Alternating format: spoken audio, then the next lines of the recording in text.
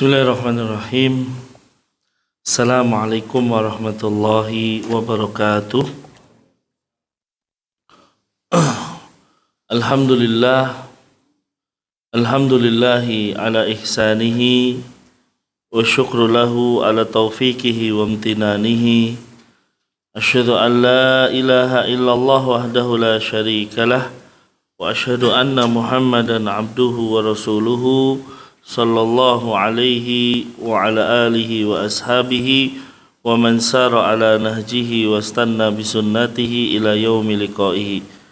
Qala Allah Ta'ala ya ayyuhalladzina amanu taqullaha haqqa tuqatih wa la tamutunna illa wa antum muslimun. Fa inna asdaqal hadithi kitabullah wa khairal huda huda Muhammadin sallallahu alaihi wasallam wa syarrul umuri muhdatsatuha fa inna kulla muhdatsatin fid dini bid'ah wa kulla bid'atin dhalalah wa kulla dhalalatin finnar. Ma'asyiral ikhwah rahimakumullah jami'an. Ya, mohon maaf atas keterlambatannya karena dari Patriot tadi agak macet ya. Kita bersyukur ya kepada Allah Subhanahu wa taala pada kesempatan malam hari ini kembali Allah memudahkan kita untuk berkumpul ya dalam kondisi sehat walafiat. Sehat Pak? Insyaallah. Yang lainnya juga mudah-mudahan sehat. Ya, kemudian juga yang paling penting adalah semoga Allah memberikan kepada kita keistiqomahan di dalam menjalankan ketaatan kepada Allah Subhanahu wa taala. Kemudian salawat beriring salam senantiasa kita haturkan kepada beliau Rasulullah Muhammad sallallahu alaihi wasallam, juga kepada keluarga beliau, para sahabatnya, serta umatnya yang setia mengikuti beliau hingga akhir zaman. Ikhwas sekalian, melanjutkan hadis yang ada di dalam kitab Arba'in An-Nawawiyah, kita memasuki hadis-hadis hukum yang ke-15, ya masih terkait dengan akhlak yang mulia. Setelah kita membahas tentang hadis yang ke-14 berkaitan tentang darah, kemudian masuk di hadis yang sekarang adalah tentang akhlak.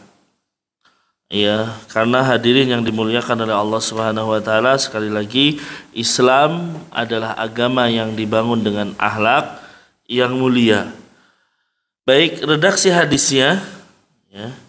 Redaksi hadisnya dari hadis yang ke-15 ini, An Abi Hurairah radhiyallahu taala anhu anna Rasulullah sallallahu alaihi wasallam qala, dari Abu Hurairah semoga Allah meridhoinya, ya bahwasanya Rasulullah sallallahu alaihi wasallam bersabda, man kana yu'minu billahi wal yaumil akhir falyakul khairan aw liyasmut.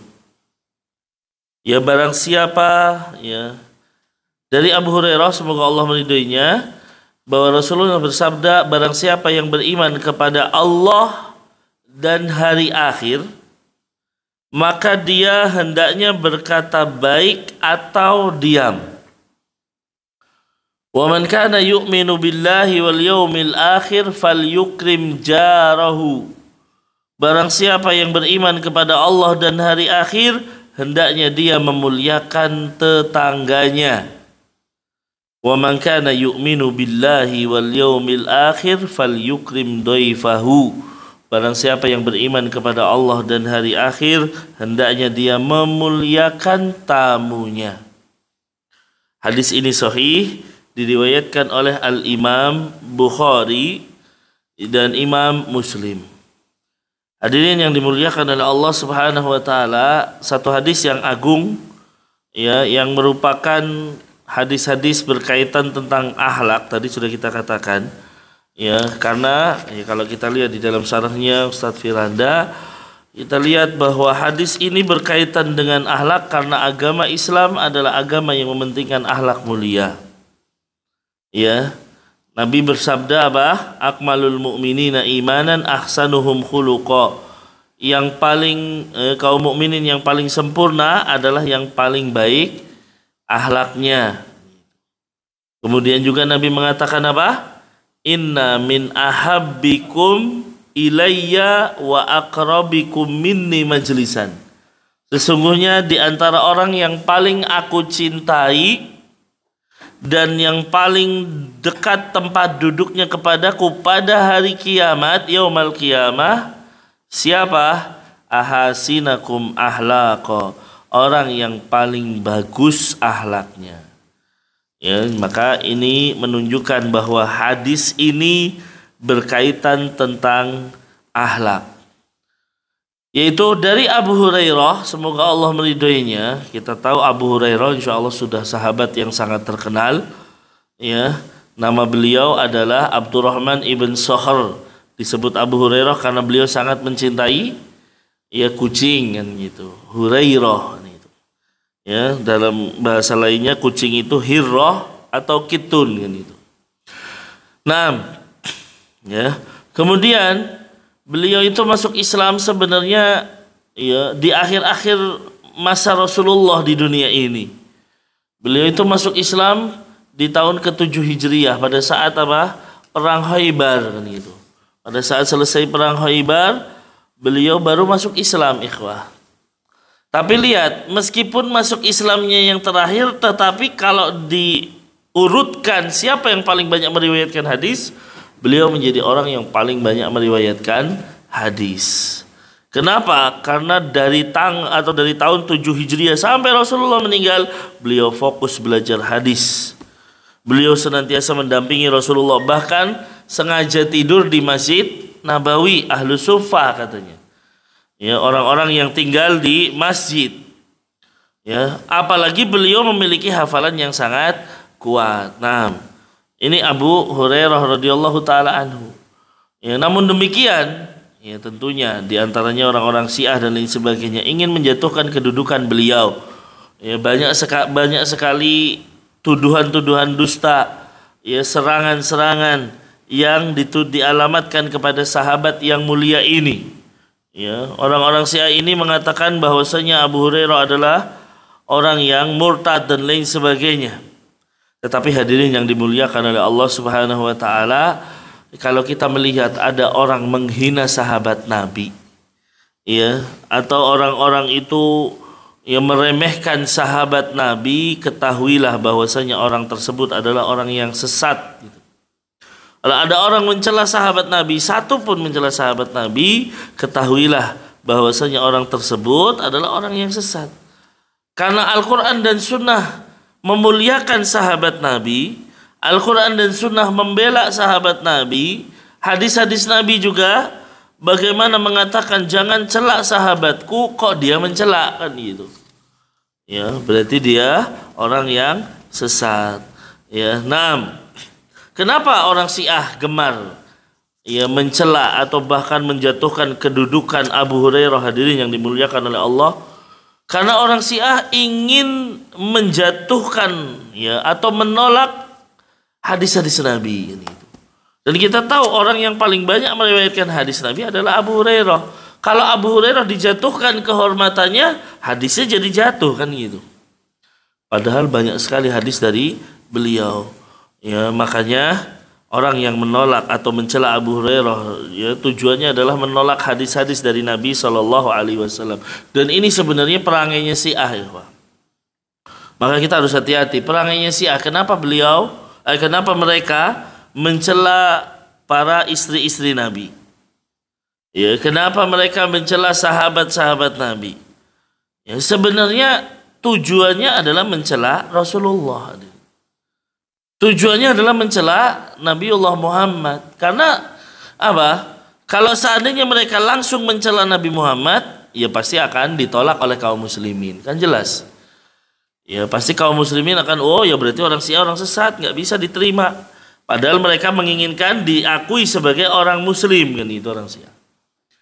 Tapi gimana caranya supaya halus menghina Nabi? Caranya menghina dan menjadikan istri-istri Nabi sebagai bahan hinaan. Mereka mengatakan Aisyah sebagai pezina, pelacur. Mereka mengatakan Hafsah sebagai pezina, na'udzubillah. Ya, kemudian sahabat juga dijatuhkan. Mereka mengatakan Abu Bakar dan Umar adalah berhalanya umat ini, na'udzubillah. Ya, orang-orang terdekatnya Nabi dikatakan rusak semua. Ini kan seakan-akan menuduh Nabi tidak bisa mendidik mereka, na'udzubillah. Tidak bisa membimbing istri-istrinya sehingga istri-istrinya menjadi pezina, naudzubillah. Tidak bisa membimbing para sahabat Nabi sehingga mereka harus murtad setelah Rasulullah meninggal. Maka hadirin yang dimuliakan oleh Allah Subhanahu wa taala, jangan percaya dan hati-hati dengan orang-orang Syiah yang mereka memiliki akidah taqiyah. Apa itu taqiyah? Boleh untuk berdusta di luar kelompoknya, ya, menyembunyikan akidah mereka, ya, kemudian menampakkan akidah yang seakan-akan sama dengan kaum muslimin. Ya, ini yang harus kita waspadai. Baik. Hadirin yang dimuliakan oleh Allah Subhanahu wa taala, hadis ini menurut Abu Muhammad ibn Zaid adalah landasan adab-adab kebaikan, ya, di dalam Islam. Ya, karena landasan adab-adab kebaikan itu salah satunya adalah hadis ini. Ya, salah satunya adalah hadis ini dan hadis-hadis yang lain. Ya, di antaranya la takdob, jangan marah dan lain sebagainya. Ini merupakan hadis-hadis yang berkaitan dengan adab. Makanya Al-Imam An-Nawawi menulis hadis 40 itu lengkap gitu.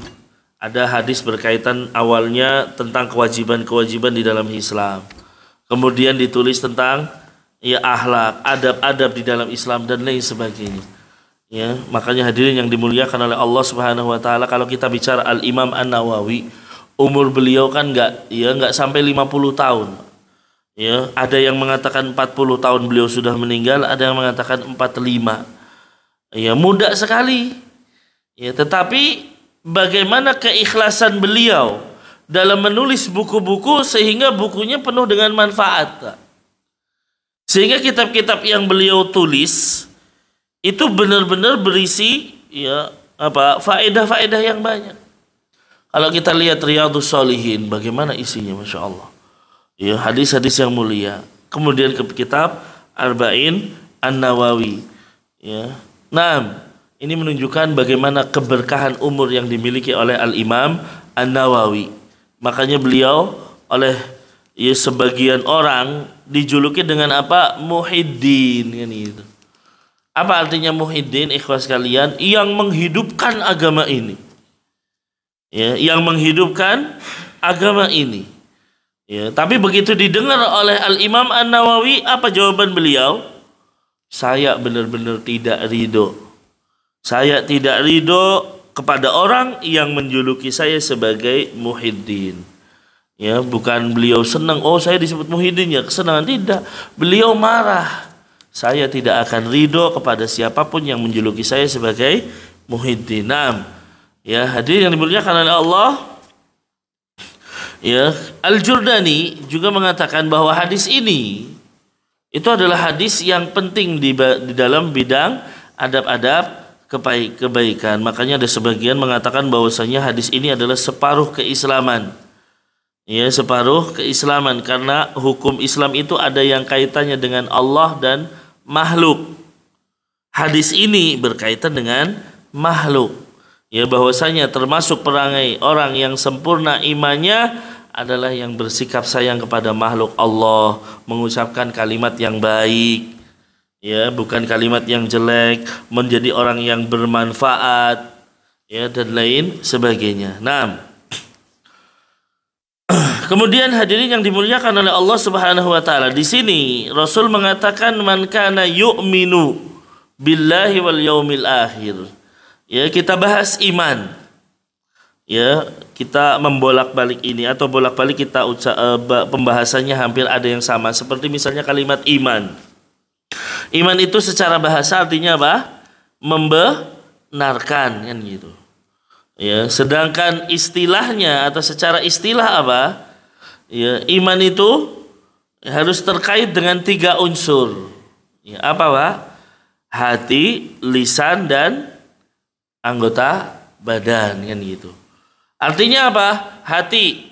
Ya, seseorang yang beriman harus meyakininya di dalam hati. Ya, kemudian apa yang kedua? Lisan. Seseorang yang beriman berarti dia harus mengucapkannya dengan lisan. Mengucapkan kalimat la ilaha illallah dengan lisannya. Makanya kalau ada orang cuma beriman dalam hati, nggak mau mengucapkan dengan lisan, apakah orang itu disebut beriman, Pak? Ya tidak. Ya, contohnya siapa? Abu Thalib. Abu Thalib kan jelas hatinya mengatakan beriman. Ya, dari mana Ustaz tahu? Kan itu hati. Beliau sendiri mengatakan dalam sebuah syairnya bahwa agamanya Muhammad adalah min khairi adyanil bariyati dinan, kata beliau. Adalah sebaik-baiknya agama yang ada, ya. Sebaik-baiknya agama. Kalau seandainya, kata beliau, bukan karena celaan orang-orang Quraisy, ya, karena kedudukan beliau di mata orang Quraisy, maka kata beliau saya akan menerima ajarannya Muhammad. Jadi beliau meyakini bahwa ajarannya Rasulullah adalah benar. Ya, tetapi begitu mau meninggal, Rasul hanya menginginkan satu kali aja. Beliau mengucapkan la ilaha illallah. Ai ammi qul la ilaha illallah kalimatun uhajju laka biha indallah. Wahai pamanku, tolong saja ucapkan la ilaha illallah, ya, satu kalimat yang ini akan, ya, menjadi hujah kelak di hadapan Allah, sehingga saya nanti di hadapan Allah bisa membela engkau. Satu kali aja. Ya, tetapi apa? Ternyata beliau tidak mau mengucapkan la ilaha illallah. Meninggal dalam kondisi tidak mau beriman dengan ucapan la ilaha illallah. Nah, maka hadirin yang dimuliakan oleh Allah, iman itu harus tercakup dari keyakinan dari hati, kemudian diucapkan dengan lisan. Ya, sebaliknya orang kalau cuma mengucapkan dengan lisan tapi hatinya nggak beriman, ya ini orang munafik namanya, Pak. Ya, orang-orang munafik kan jelas. Ya, mereka mengatakan dirinya amanna, kami beriman. Ya, di dalam surat Al-Baqarah di awal-awal, ya, orang munafik mengatakan idza laqul ladzina amanu, apabila bertemu dengan orang-orang beriman mereka mengatakan kami beriman. Tapi nanti kalau ketemu teman-teman mereka lagi, ya mereka mengatakan kami hanya orang yang, ya, mengolok-olok orang Islam, mustahziun, kan gitu. Ya, sesungguhnya kami tidak beriman. Makanya orang munafik itu kan apa? Mereka berusaha menipu Allah dan menipu kaum muslimin. Ya, hukumannya berat. Ya, apa? Ya, dikatakan orang munafik fid-darkil asfali minan nar, di keraknya penghuni neraka. Nggak bisa Pak kalau cuma beriman dengan lisan saja, hatinya tidak. Kemudian hadirin yang dimuliakan oleh Allah, keimanan harus ada unsur mengaplikasikan dan mengamalkannya dengan anggota badan. Jadi yang namanya iman butuh amal soleh. Ya, ada orang mengatakan dirinya beriman, dalam hati beriman, lisannya juga mengatakan iman, tapi nggak sholat sama sekali. Ya, bagaimana dikatakan dia beriman? Ya, Ramadan sama sekali nggak puasa, bagaimana dia dikatakan beriman? Kan gitu. Tidak, ikhwah. Ya, maka keimanan membutuhkan amal soleh. Kalau ada orang mengatakan iman itu cukup dalam hati, selesai. Ya, nggak perlu sholat, nggak perlu puasa, nggak perlu ibadah. Yang penting hatimu beriman, udah aman kamu, kan gitu. Ya, maka ini tentunya, ya, tidak sesuai dengan, ya, unsur keimanan yang memiliki 3 unsur tadi. Jadi iman itu memiliki unsur dari dalam hati, lisan, dan anggota badan. Kemudian sifat iman apa? Yazidu wa yankus. Iman itu bertambah dan berkurang. Bertambah dengan ketaatan kepada Allah, berkurang dengan apa? Kemaksiatan dan dosa. Jelas ini, Pak. Jadi kalau kita merasa bahwasanya, ya, lagi dekat dengan Allah, maka berarti imannya sedang naik. Tapi pada saat kok perasaan males ibadah, ya, pengen baca Quran kok males, pengen sholat, dengar adzan sholat nggak berangkat-berangkat. Oh, jangan-jangan iman kita sedang menukik, Pak. Ya, sedang menukik tajaman. Maka hadirin yang dimuliakan oleh Allah Subhanahu wa taala, keimanan adalah sumber segala kebaikan dan akhlak yang mulia, Pak. Keimanan adalah sumber segala kebaikan dan akhlak yang mulia. Ya, ini yang perlu kita ketahui. Karena apa, ikhwah? Orang yang imannya tertanam kuat dalam hati, ya, maka akan melahirkan, makanya tadi 3 unsur tadi harus ada, melahirkan berbagai macam ketaatan dan amal soleh. Orang kalau imannya benar, itu akan diaplikasikan dengan amal soleh tadi. Tapi kalau orang mengatakan iman cukup dalam hati, nggak diaplikasikan dengan amal soleh, imannya belum benar. Kalau ada orang mengatakan, kok kamu wanita misalnya, kok kamu nggak pakai jilbab, nggak nutup aurat, lalu dia menjawab, yang penting jilbabin hatinya dulu, kan gitu. Berarti iman di dalam hatinya belum benar. Ya, di dalam hatinya belum benar. Ya, maka iman kalau sudah tertanam kuat di dalam hati, melahirkan ketaatan dan amal soleh. Dia akan dengan mudah meninggalkan berbagai maksiat dan dosa. Ya, mudah untuk ditinggalkan. Nah, ini, maka orang seperti itulah yang merasakan manisnya iman. Nah, ya, makanya Syekhul Islam Ibnu Taimiyah mengatakan, ya, bahwa barang siapa yang mencermati keadaan alam semesta ini, niscaya akan didapati bahwa semua kebaikan yang ada di muka bumi ini faktornya adalah keimanan kepada Allah dan tauhid kepada Allah Subhanahu wa taala. Ya, dan ibadah kepada Allah serta menaati Rasul.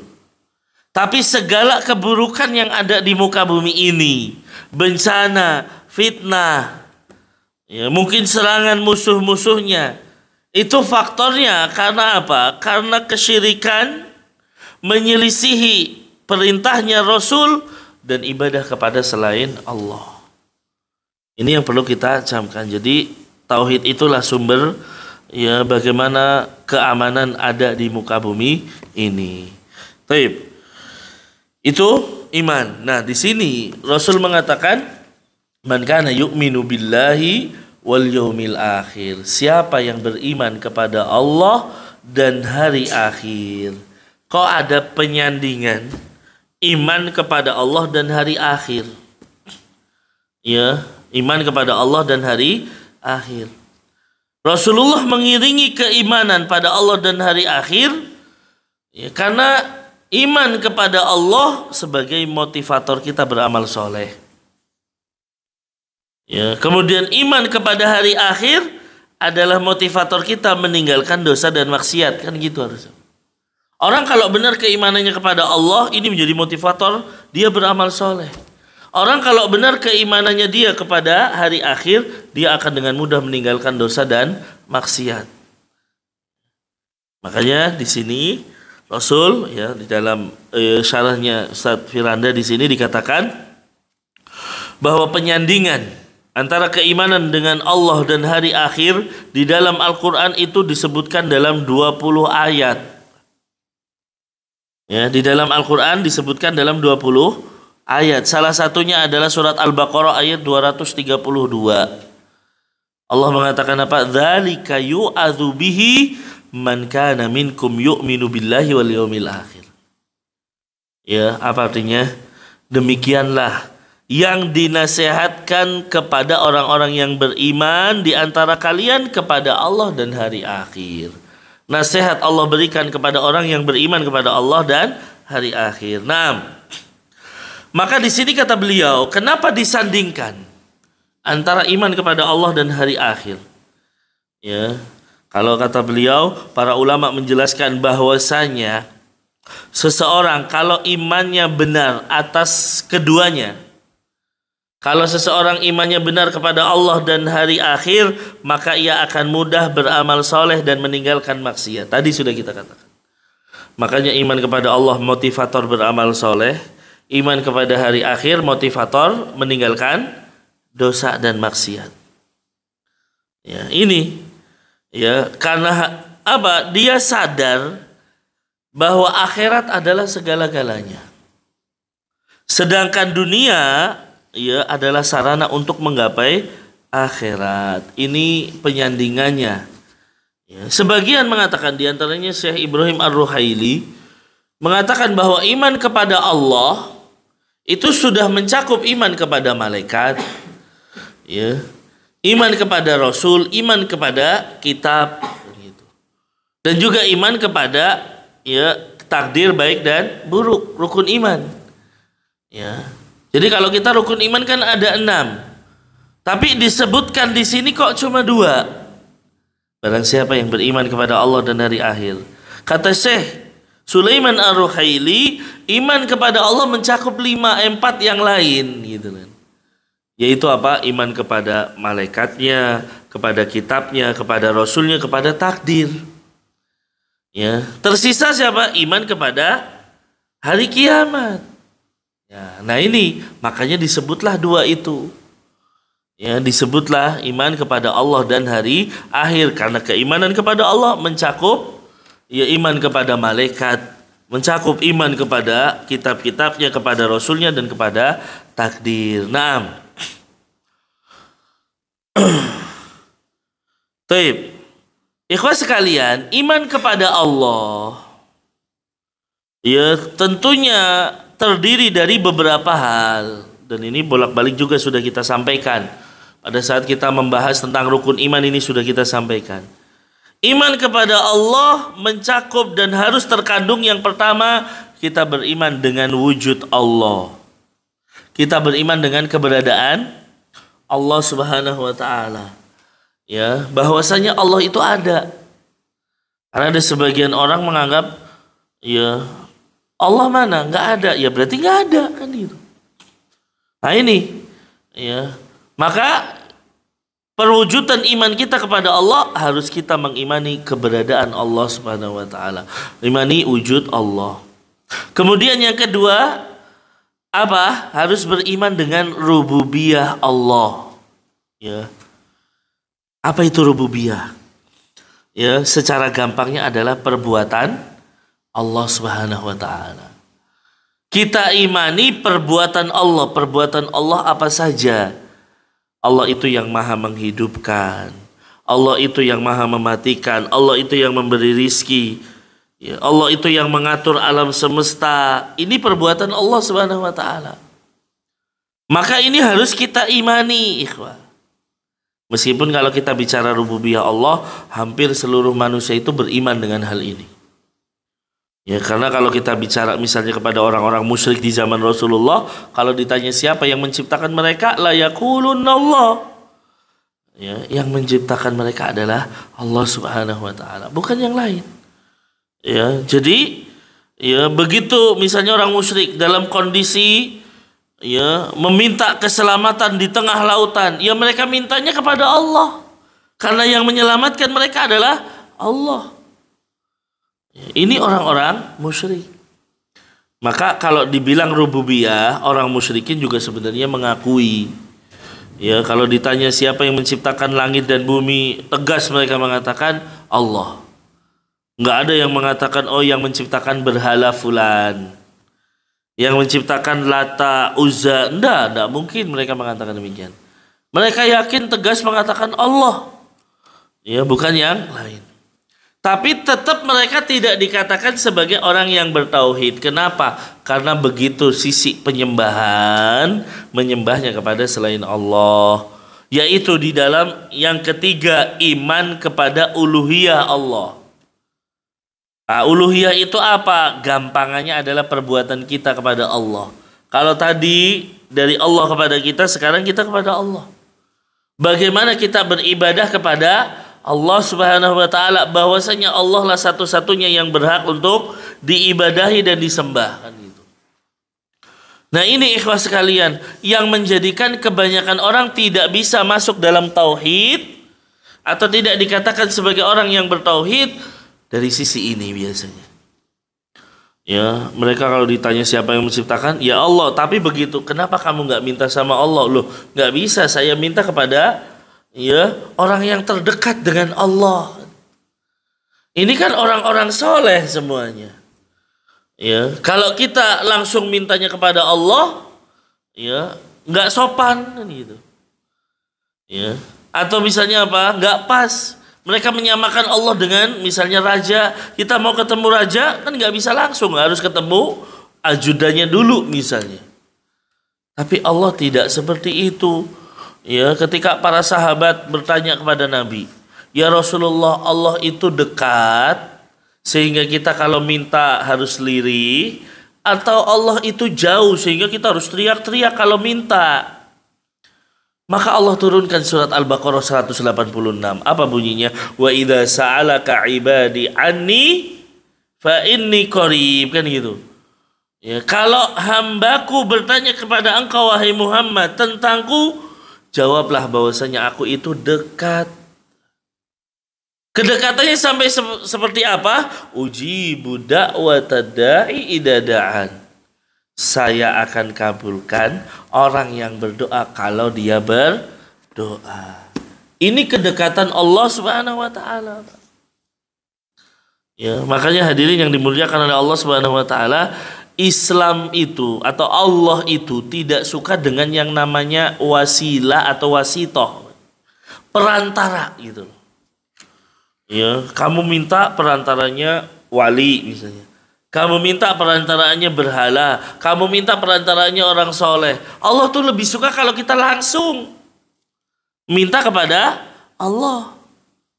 Ya, berdoa kepada Allah. Memang boleh kita dengan adanya perantara atau wasilah. Boleh kalau wasilah itu diperkenankan oleh syariat. Seperti misalnya kita memohon dengan wasilah amal soleh kita, kan gitu. Ya, ya misalnya ya Allah dengan keislamanku tolong kabulkan permohonanku, ini baru boleh. Karena ini yang dibolehkan di dalam syariat, berdoa dengan amal soleh.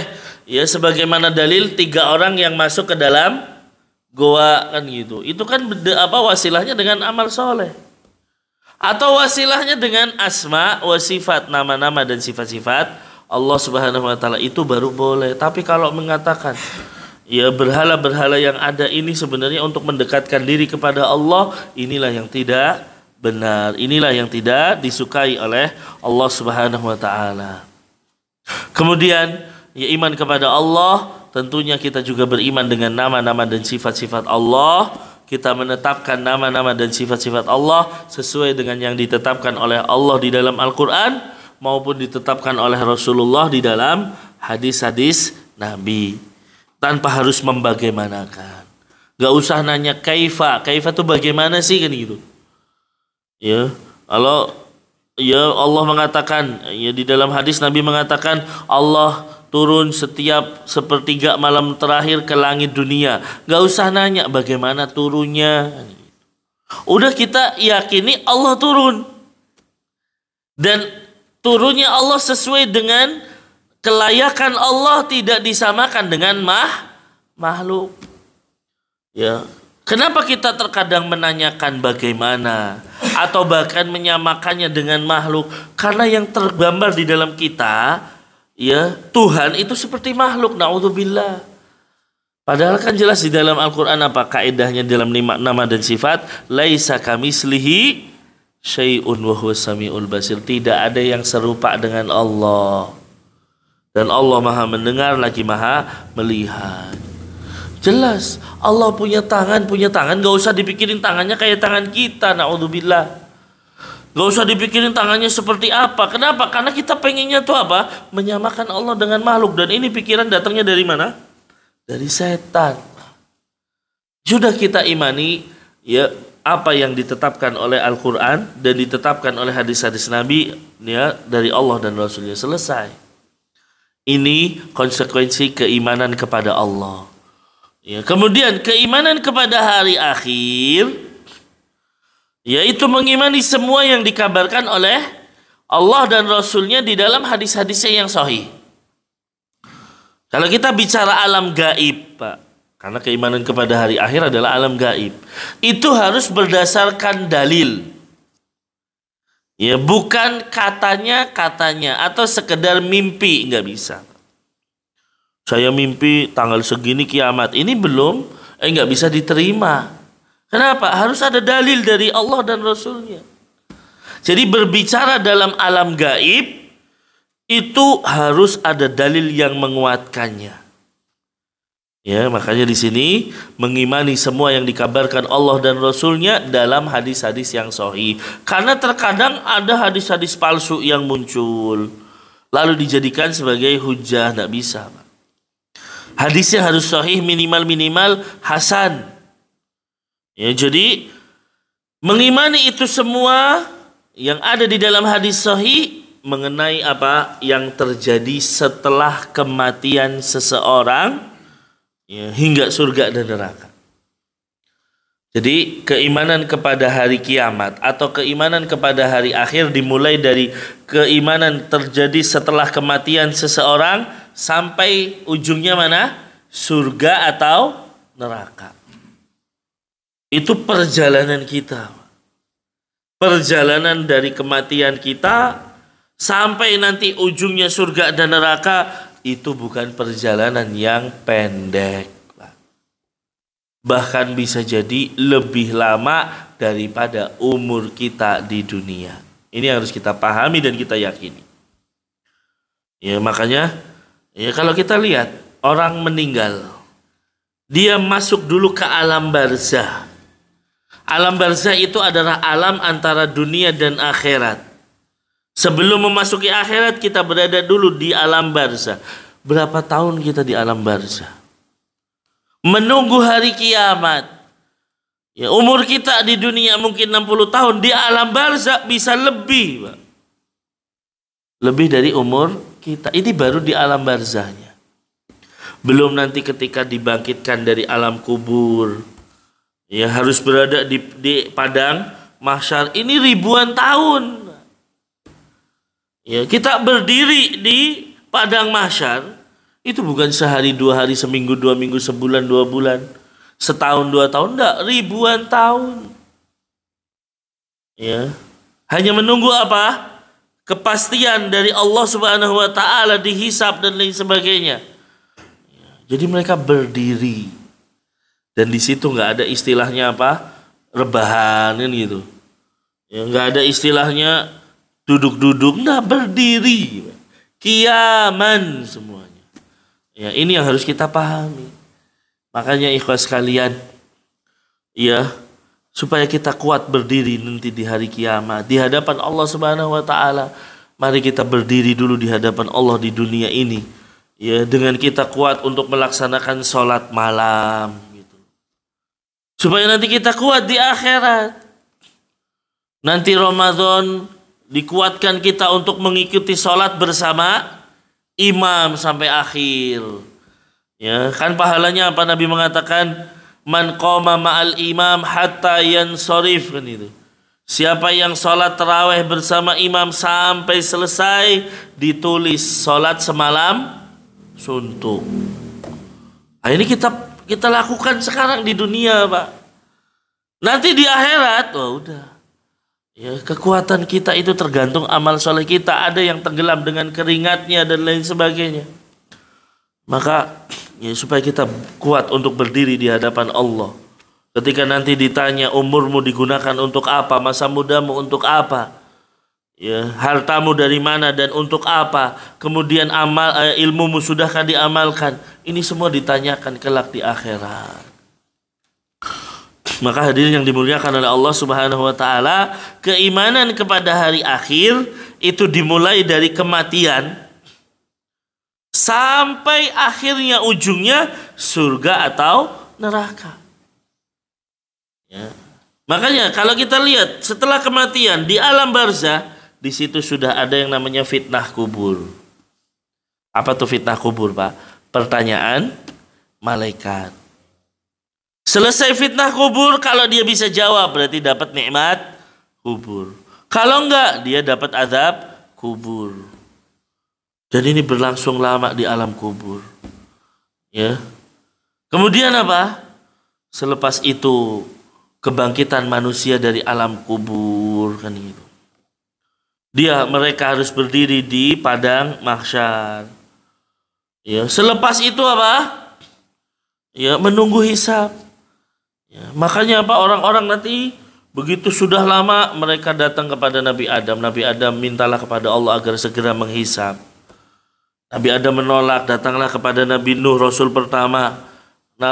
Nabi Nuh menolak, datanglah kepada Ibrahim, kepada Musa, kepada Isa. Tidak ada yang bisa semuanya. Sampai datanglah kepada siapa? Rasulullah Sallallahu Alaihi Wasallam. Inilah syafaatul uzma. Orang mengatakan yang kita tunggu syafaatnya di hari kiamat. Ya, nah hadirin yang dimuliakan oleh Allah Subhanahu wa taala. Maka ya, keimanan kepada azab kubur, nikmat kubur, kebangkitan manusia, hisab, lalu diakhiri dengan keimanan terhadap surga dan neraka, bahwa surga itu dibuat untuk orang-orang yang bertakwa, orang-orang yang beriman. Ya, ini yang harus kita imani, karena betapa banyak orang, ya, orang-orang liberal contohnya menganggap bahwasanya surga itu buat masing-masing agama ada, kan gitu. Orang Islam ada surganya, orang Yahudi ada surganya, orang Nasrani ada surganya. Ya, ini jelas sebuah hal yang tidak benar. Ya, makanya hadirin yang dimuliakan oleh Allah Subhanahu wa taala, iman kepada hari akhir tidak sempurna, ya, kecuali dengan 3 hal. Sebagian ulama mengatakan itu. Apa itu? Iman dengan kebangkitan manusia. Yang kedua, iman dengan adanya hisab dan pembalasan. Dan yang ketiga, iman dengan adanya surga dan neraka. Ya, karena hadirin yang dimuliakan oleh Allah Subhanahu wa taala, kita tahu ya bahwasanya kebangkitan manusia itu adalah sebuah kepastian. Ya, makanya hadirin yang dimuliakan oleh Allah, orang Islam itu tidak akan gampang-gampang untuk berpikir bunuh diri. Kenapa? Karena yang dipikirkan setelah bunuh diri dia akan hadapnya kemana? Akhirat, selesai. Ya, padahal di akhirat dia harus mempertanggungjawabkan semuanya. Di akhirat dia harus mempertanggungjawabkan amal-amal dia di dunia. Maka dia akan mikir, saya bunuh diri, waduh gimana? Ya, berbeda kalau misalnya orang yang meyakini adanya reinkarnasi, kan gitu. Sehingga apa? Dia dengan mudah apa? Dengan mudah memutuskan bunuh diri. Kenapa, Pak? Karena pikirannya, wah nanti saya akan dibangkitkan lagi. Saya akan ada lagi di dunia. Sekarang saya banyak masalah, udah mendingan mati. Habis itu saya akan muncul lagi di dunia. Oh, ternyata jadi kera misalnya. Oh, ternyata jadi binatang. Ya. Yang penting apa? Akan muncul lagi di dunia. Nah, ini tidak ada di dalam Islam. Ya, ini yang harus dipahami oleh kita.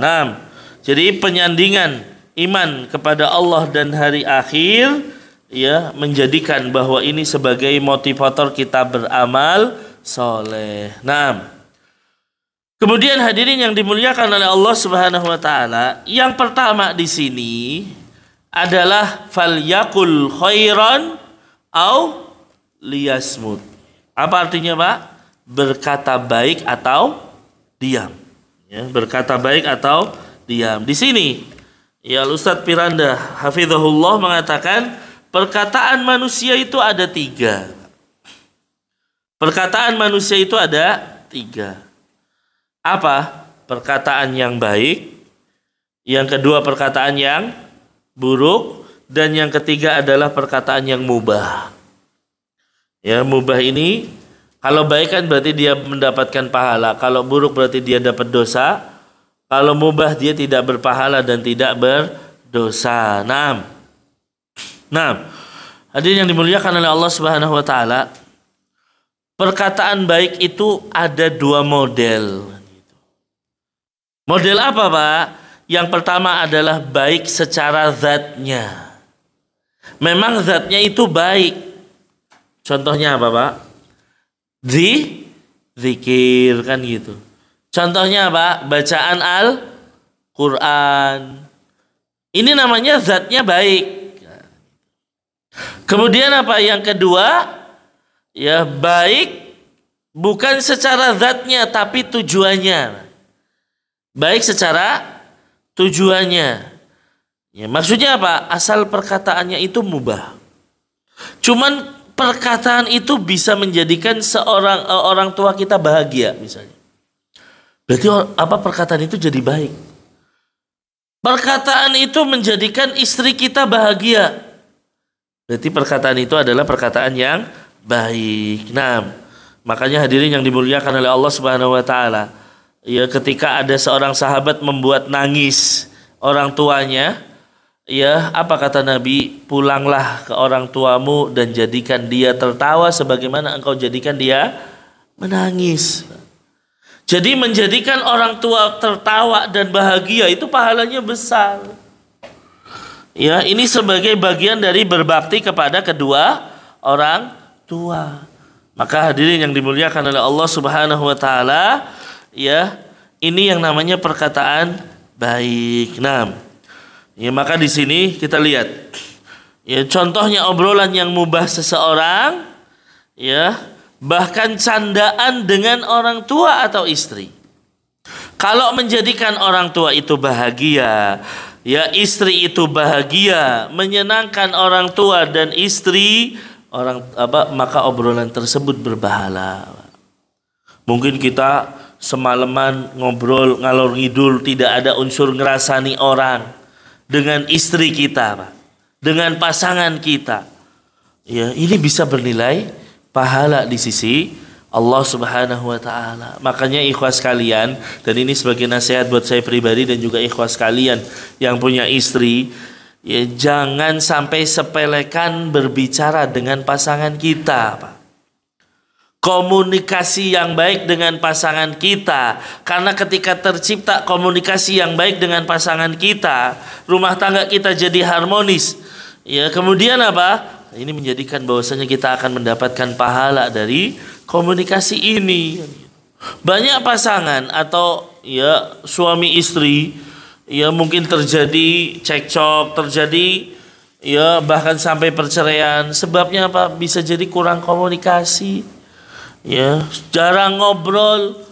Banyak orang ya, banyak suami pulang ke rumah udah capek langsung ke kamar tidur, atau bahkan apa? Sibuk dengan handphone kan gitu. Ya, lebih banyak berbicara atau membaca WhatsApp lah, membaca Instagram dan lain sebagainya. Istrinya diacuhkan. Pun demikian ternyata istrinya pun di rumah demikian. Naudzubillah. Ya, akhirnya apa? Dua-duanya nggak ada yang klop, nggak ada yang nyambung. Tiba-tiba ada masalah. Nah, ini terkadang apa? Ya seperti api dalam sekam, Mbak. Ya, kalau nggak ada komunikasi di dalam rumah, ya ini bisa jadi apa? Ada bom waktu nantinya. Ya, maka perlu dikomunikasikan satu dengan yang lainnya. Makanya di sini kata beliau, ya Ustaz Firanda mengatakan, bahkan terkadang perkataan dusta terhadap pasangan kita kalau diniatkan untuk kebaikan itu boleh. Nabi kan mengatakan tidak ada dusta yang dibolehkan kecuali dalam 3 hal. Hukum dusta tidak boleh, tapi menjadi boleh dalam 3 hal. Apa itu? Ya, yang pertama, seorang suami yang berbicara terhadap istrinya agar ia ridho, kan gitu. Ya, jadi kalau misalnya ya seorang suami mengatakan kepada istrinya tentang masakan misalnya, ya masakannya asin, tapi suami mengatakan masakannya enak, boleh nggak ini? Ini dusta, Pak. Tapi menjadi boleh, apalagi untuk menyenangkan istri, kan gitu. Ini boleh, padahal ini dusta loh. Tapi kata Nabi ini kedustaan yang dibolehkan. Ya, kemudian apa? Kedustaan di dalam peperangan. Ya, kedustaan di dalam peperangan. Ya, jadi kalau di dalam perang ada namanya tipu daya, Pak. Ya, seseorang misalnya ya berkata kepada musuhnya ya bahwa orang Islam yang berangkat sedikit misalnya, supaya mereka ini ya tidak lari duluan misalnya. Padahal ternyata yang berangkat banyak misalnya. Nah, ini juga boleh. Atau sebaliknya, kaum muslimin banyak sekali loh. Hati-hati kalian. Padahal ternyata yang berangkat sedikit. Nah, ini namanya tipu daya di dalam peperangan. Makanya al-harbul khadi'ah kata Nabi. Peperangan itu isinya adalah tipu daya. Dan ini boleh di dalam peperangan. Terutama perang dengan orang-orang musyrikin. Perang dengan orang-orang kafir harbi dan lain sebagainya. Ya, na'am. Kemudian kedustaan yang dibolehkan adalah yang digunakan untuk mendamaikan sesama manusia. Kan gitu. Kalau ada 2 kelompok bertikai, ya lalu satu orang datang kepada kelompok A mengatakan yang sana pengen minta maaf, padahal nggak pengen minta maaf misalnya. Ya, pengen minta maaf loh, mereka memuji-muji Anda. Sebenarnya nggak pengen perang sama Anda gitu kan. Kemudian datang kepada sini sana pengen minta maaf. Ya sana itu sebenarnya nggak pengen perang, mereka itu sebenarnya memuji Anda. Ya akhirnya dua-duanya berdamai dan lain sebagainya, maka ini kedustaan yang dibolehkan. Ya, kedustaan dalam hal ini adalah kedustaan yang dibolehkan. Maka hadirin yang dimuliakan oleh Allah Subhanahu wa taala, inilah perkataan baik. Perkataan baik dalam zatnya, atau yang kedua perkataan baik dalam tujuannya. Kemudian perkataan buruk pun demikian. Ada perkataan buruk secara zatnya. Nah, ini juga banyak. Emang zatnya buruk, contohnya apa? Ghibah, namimah, ini kan buruk jelas. Ya, apa namanya, cacian. Ya. Nah, makanya sekarang banyak tersebar di kalangan anak muda perkataan buruk tapi kayaknya baik gitu kan. Apa itu? Ya, menjadikan binatang berkaki empat seakan-akan baik kan gitu. Kalimatnya seakan-akan baik. Binatang berkaki empat maksudnya apa, Pak? Ya, anjing. Ini kan kita dulu, wah kalau ngomong anjing berat, Pak. Tapi sekarang dialusin jadinya apa, Pak? Anjay, ini itu. Anjrit, naudzubillah. Ini sebenarnya apa? Mengaluskan perkataan anjing. Dan ini berbahaya, ikhwan sekalian. Ini sudah tersebar di anak-anak muda zaman sekarang. Ya, dan ini tentunya apa? Perkataan buruk. Ya, maka oleh karena itu hadirin yang dimuliakan oleh Allah, sebagai orang tua jaga. Ya, lihat anak-anak kita terkadang di dalam WhatsApp-nya, di dalam Instagram-nya ucapannya seperti itu. Ya, padahal itu adalah bahasa halusnya dari ya tadi binatang berkaki empat. Kemudian yang kedua buruk dalam zatnya atau dalam ya apa tujuannya. Ya, mungkin perkataannya indah. Perkataannya baik, tapi tujuannya buruk. Siapa contohnya? Kita lihat iblis. Ya, iblis berkata kepada Adam alaihi salam di surga. Adam, tahu nggak kamu? Sebenarnya Allah melarang kamu mendekati pohon ini supaya kamu tidak jadi malaikat atau jadi orang abadi gitu kan. Makanya makan aja sih kan gitu. Jadi seakan-akan diberikan gambaran indah bahwa buah ini adalah buah keabadian. Makanya yang menamakan buah huldi siapa? Iblis, Pak. Gitu. Ya, huldi itu artinya keabadian. Nah, iblis ini bisa menjadikan apa? Sesuatu itu indah seakan-akan.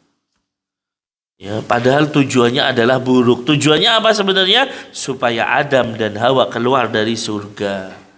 Maka kalau ada ucapan, misalnya ucapan kata-kata indah, tapi tujuannya memecah belah umat, ya berarti ini masuk dalam kategori perkataan buruk.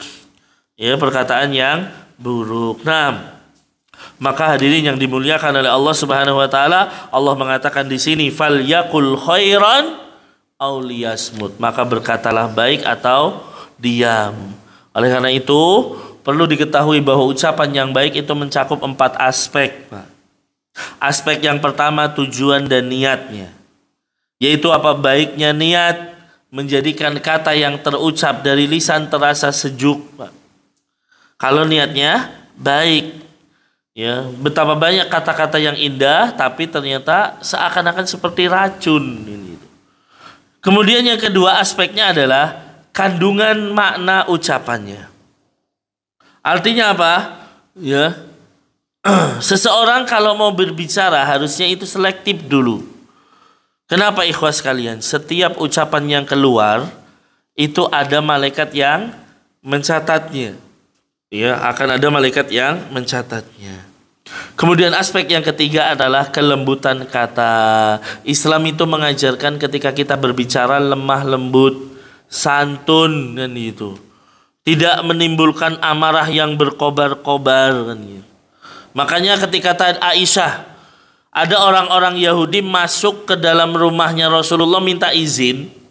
Ya, udah diizinin, begitu masuk ucapannya apa?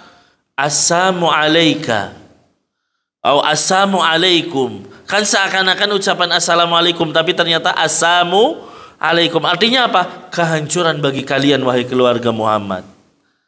Ya. Nah, Rasul jawabnya cukup apa? Waalaikum. Ya, Aisyah dengar ucapannya alaikumussalam wa la'nah. Ya, apa? Engkau mendapatkan laknat dan kehancuran. Tapi Nabi mengatakan innallaha yuhibbur rifqa fi sa'ni kullihi. Ya.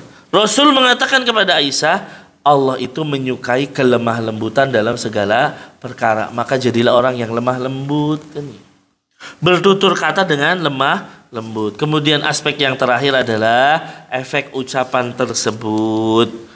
Ya, apakah ucapan tersebut benar atau tidak? Kira-kira efeknya bagaimana?